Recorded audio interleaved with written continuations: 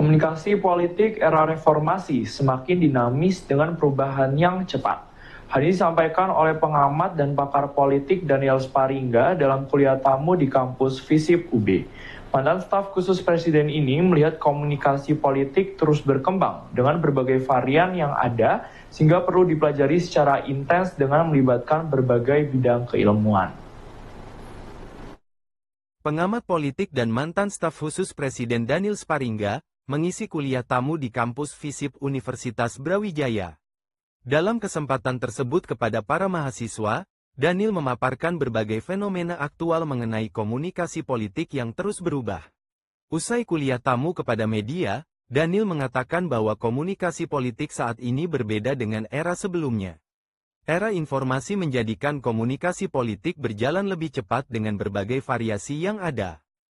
Ya, mungkin yang paling penting, paling mudah untuk dibedakan adalah membandingkan periode sebelum demokrasi dan setelah kita mengadopsi sistem politik demokrasi itu.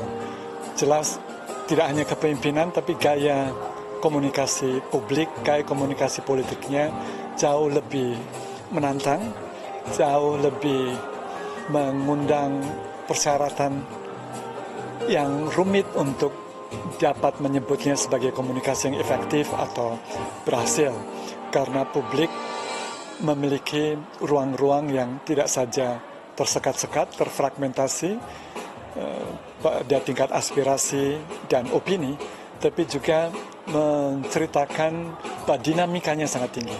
Karena itu komunikasi politik, komunikasi publik, PRing dalam era demokrasi jelas jauh lebih menantang, jauh lebih mengundang pertanyaan-pertanyaan rumit yang seringkali jawabannya tidak ada di buku teks, tapi ditemukan melalui kiat, melalui seni, satu inovasi yang melibatkan banyak keahlian, di antaranya ya, sosiologi, ilmu politik, antropologi, bahkan psikologi.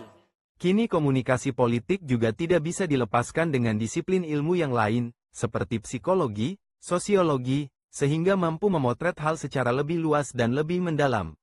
Komunikasi politik akan terus berkembang seiring dengan perkembangan dinamika negara dan juga masyarakat.